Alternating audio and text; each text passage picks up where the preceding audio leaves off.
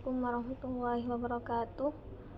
Alhamdulillahirrabbilalamin. Wassalatu wassalamu ala asyrafil anbiya wal mursalin Sayyidina Muhammadin wa ala alihi wa sahbihi ajma'in, amma ba'du. Yang saya takdimi pengasuh dan ketua Yayasan Pendidikan Pesantren Zainul Hasan Genggong, yakni Kiai Haji Muhammad Hasan bin Wakil Alawa SHMM.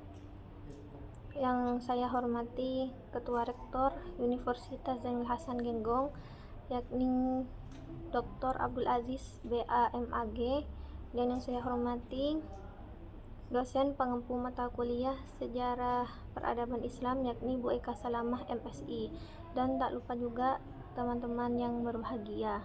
Perkenalkan, nama saya Hikmatul Musayyaro, saya dari Prodi PAI kelas 1A. Langsung saja, di sini saya akan menjelaskan makalah saya, yaitu tentang pembaharuan Islam di Nusantara. Nah, tetapi sebelum saya menjelaskan tentang tema tersebut, di sini saya akan menjelaskan terlebih dahulu apa sih arti dari pembaharuan itu sendiri. Nah, pembaharuan yang dimaksud di sini ialah tidaklah kepada ayat atau hukum yang sudah bersifat final atau qati, tetapi pembaharuan yang dimaksud di sini adalah pada hal-hal yang bersifat relatif atau zonni. Secara sederhana, pembaharuan ialah perbaikan dan juga dapat didefinisikan sebagai menyusun solusi terhadap permasalahan yang ada. Dengan demikian, pembaharuan adalah upaya untuk melakukan perbaikan terhadap beberapa persoalan yang terjadi. Dalam konteks makalah ini, pembaharuan yang dimaksud adalah ide-ide atau gagasan yang berdampak pada perkembangan pemikiran, pendidikan, sosial, politik yang ada di kalangan umat Islam. Beberapa tokoh yang sangat populer dalam hal pembaruan ini adalah, misalnya yang ada di wilayah Timur Tengah itu ada Muhammad bin Abdul Wahab, Muhammad Ali, Rif'ah Al-Tahtawi, Jamaluddin Al-Afghani, dan lain-lainnya.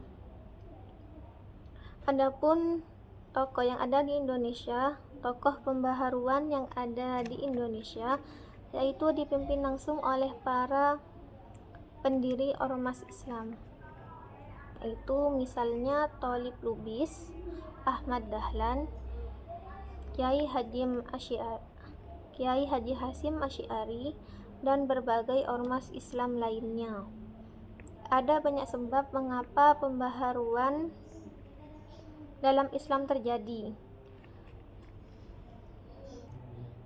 Salah satunya yaitu pembaharuan diinisiasi oleh sarjana muslim yang kembali ke kampung halaman mereka dan sadar akan ketertinggalan mereka lalu melakukan gerakan pembaharuan. Di samping itu, ada beberapa sebab yang lainnya.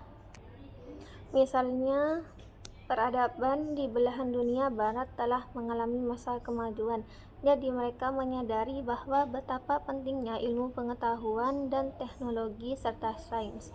Oleh karena itu, yang menjadi fokus barat adalah bagaimana menciptakan penemuan-penemuan yang kemudian membantu problematika kehidupan manusia. Adapun faktor penyebab kemajuan dunia barat, yaitu seperti dalam bidang ilmu pengetahuan dan teknologi telah mampu merubah wajah dunia.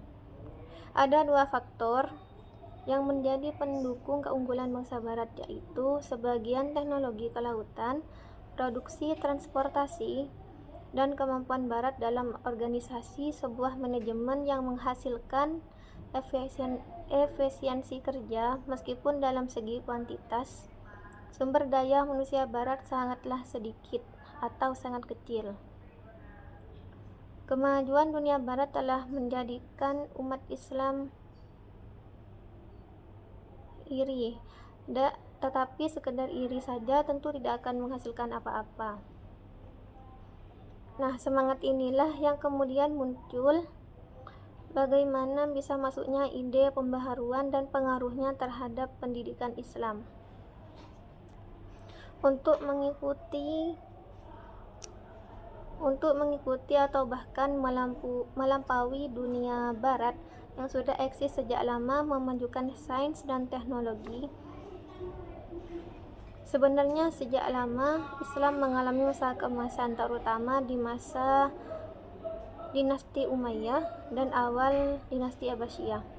Setelah itu sampai hari ini umat Islam hanya tinggal mengenang masa lalu sambil tertatih-tatih untuk berusaha bangkit. Berikutnya adalah yang menyebabkan kesadaran untuk bangkit pada umat Islam adalah penjajahan atau kolonialisme, atau sekedar maju, atau ada perasaan iri sepertinya tidak terlalu menyakitkan bagi umat Islam. Akan tetapi sudah jatuh tertimpa tangga umat Islam yang sudah mengalami keterbelakangan harus dengan rela dijajah oleh bangsa barat. Dan inilah kesimpulan kenapa ada ide munculnya pembaharuan.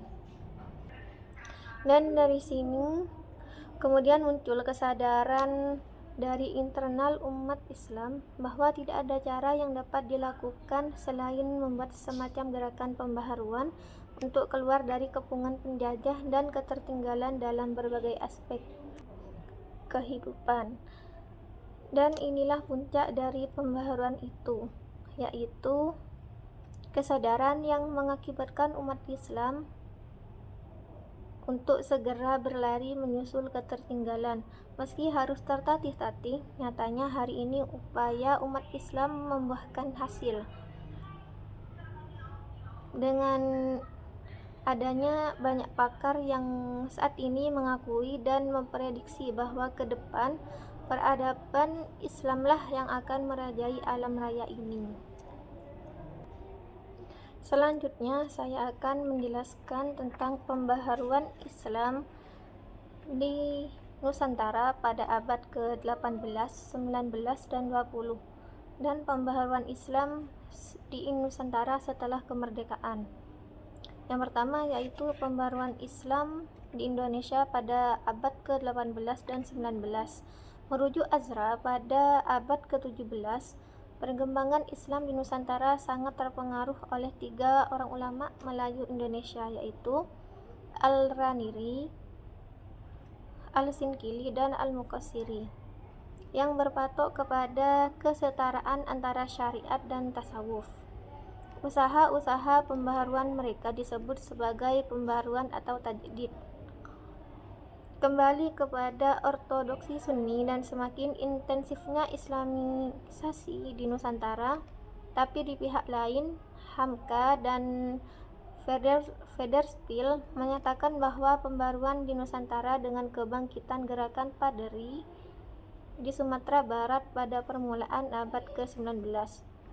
Bahkan Deliar Nur menyebutkan bahwa abad ke-20 sebagai awal pembaruan Islam di Indonesia, dengan berargumen bahwa sebelum abad ke-20 Islam di Indonesia didominasi oleh tasawuf.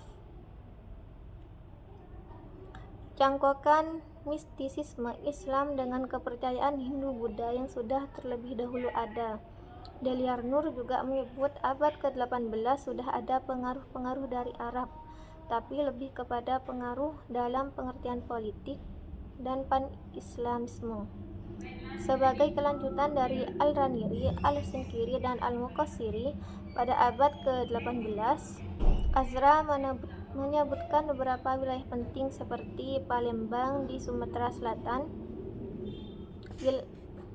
Tokoh-tokohnya yaitu Syihab al-Din bin Abdul Muhammad, Kemas Fakhr al-Din, Abdul As-Somad al-Palimbani, Kemas Muhammad bin Ahmad, dan Muhammad Muhyi al-Din bin Syihab al-Din. Sedangkan yang ada di Kalimantan Selatan yaitu Muhammad Arsyad al-Banjari, Muhammad Nafis al-Banjari, dan lain-lainnya. Meskipun sebagian informasi dari sebagian mereka ini sangat minim, akan tetapi karir dan ajaran mereka terlibat baik secara sosial maupun intelektual dalam jaringan ulama yang berperan penting di Nusantara pada abad ke-18. Apalagi mereka dihadapkan dengan kekuasaan kolonial yaitu dengan memberikan sumbangan peningkatan kepedulian terhadap masa depan Islam di Nusantara. Selanjutnya yaitu pembaruan Islam di Indonesia pada abad ke-20.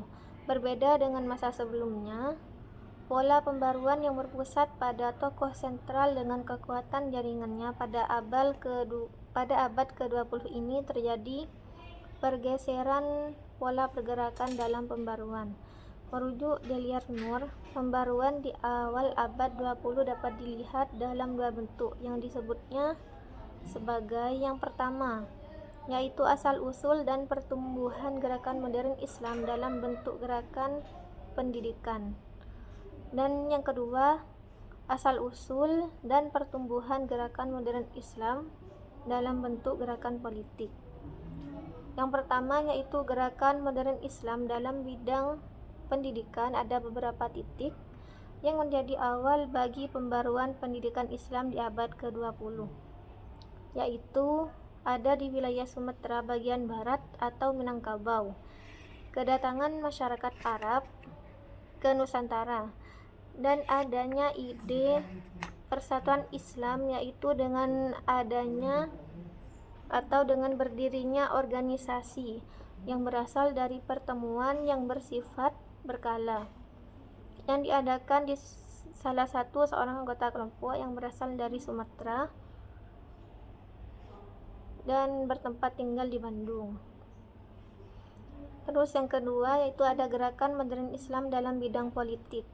Gerakan politik Islam yang pertama di Indonesia adalah Serikat Islam. Sebelumnya adalah sekelompok pedagang di Solo yang termarginalkan dengan pedagang Cina dan kaum bangsawan, sehingga terbentuk Serikat Dagang Islam. Kemudian berubah menjadi Serikat Islam untuk memperluas cakupan organisasi ini. Dalam hal ini ditandai dengan penyusunan anggaran dasar dan hubungan antara pusat dan organisasi daerah. Baru dapat dirumuskan pada tanggal 11 November 1911 dengan tokoh utama Raden Mas Adi Tirtodisuharyo yang pada saat itu termasuk orang yang berpendidikan yang tinggi. Pada saat organisasi ini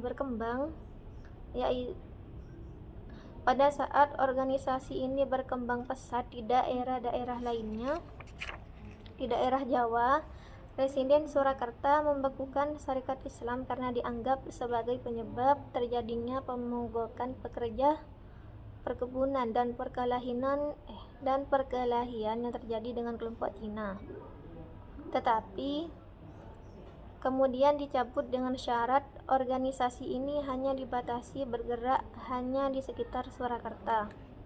Dalam tingkatan tertentu, Serikat Islam ini berhasil memperjuangkan hak-hak masyarakat. Namun di dalam tubuh Serikat Islam juga terjadi perselisihan dengan penyusupan paham komunis, dan masalah ini juga yang melemahkan Serikat Islam.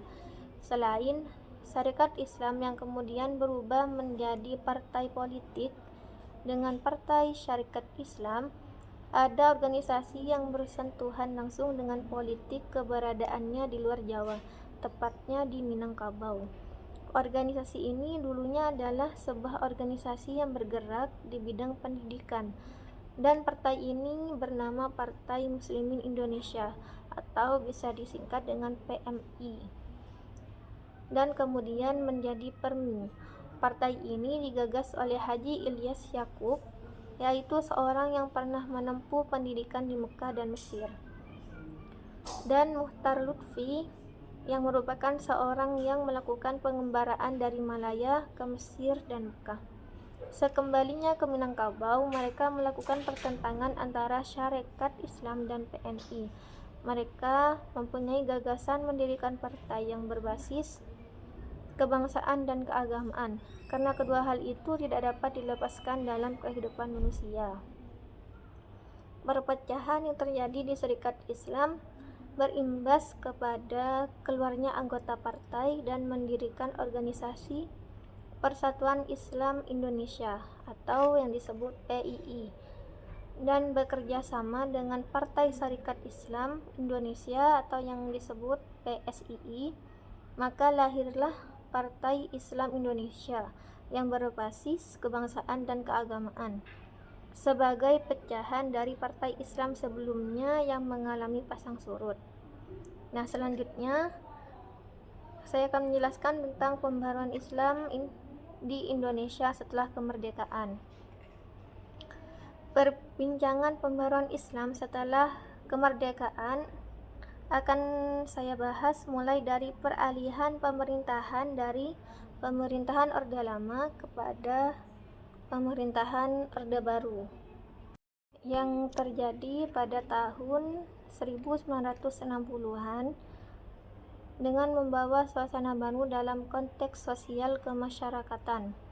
Pilihan pemerintahan Orde Baru pada modernisasi yang secara nyata merupakan preferensi yang secara nyata berkiblat ke barat. Awal dekade ini, kalangan intelektual Indonesia mulai akrab dengan teori modernisasi barat yang mereka peroleh selama studi di negara-negara barat ataupun dari hasil bacaan yang diperoleh. Akan tetapi, bagi kalangan umat Islam Indonesia, wacana modernisasi merupakan hal yang baru, yaitu kalangan Islam dihadapkan pada di antara dua pilihan. Yang pertama yaitu ikut berpartisipasi mendukung pemerintahan baru atau menolak dengan konsekuensi kehilangan kesempatan untuk berpartisipasi. Karena itu, dalam menanggapi modernisasi, Dawam Raharjo mengelompokkan kalangan cendekiawan Islam kepada pola yang pertama yaitu kelompok yang berpola apologi, dan yang kedua yaitu kelompok yang melakukan apologi terhadap ajaran-ajaran Islam, yaitu dengan menolak modernisasi karena dianggap sebagai upaya westernisasi dan sekularisasi. Ketiga, kelompok pola tanggapan yang kreatif yang menempuh jalan dialogis dengan menggunakan pendekatan intelektual dalam menanggapi modernisasi. Jadi kesimpulannya, modernitas dengan segala efek positif negatifnya yang melanda dunia saat ini menjadi tantangan yang harus dihadapi umat Islam. Tajdid atau yang bisa disebut pembaharuan sebagai upaya menjaga dan melestarikan ajaran Islam menjadi pilihan yang harus dimanfaatkan secara maksimal oleh pemikir muslim. Tajdid sendiri memiliki akar yang kuat dalam tradisi Islam. Selain Al-Quran dan hadis, proses intelektualisasi yang sungguh-sungguh dan maksimal juga menjadi bagian dari sumber-sumber ajaran Islam. Dalam konteks keindonesiaan, modernitas telah membawa dinamika besar dalam wajah Islam di Indonesia modern. Berbagai tokoh dan gerakan pembaharuan hadir dengan fokus dan temanya masing-masing. Setiap mereka menawarkan ide-ide atau gerakan pembaharuan yang berbeda, yaitu dengan banyaknya ruang-ruang kehidupan umat Islam yang dimasuki dalam pembaruan ini, mulai dari wilayah sosial keagamaan, pendidikan, hingga pembaruan di wilayah politik. Hingga kini pembaruan itu terus berlangsung demi menyelaraskan ajaran-ajaran Islam agar tetap soli likulli zaman wa makan. Sekian presentasi dari saya, kurang lebihnya saya mohon maaf. Wassalamualaikum warahmatullahi wabarakatuh.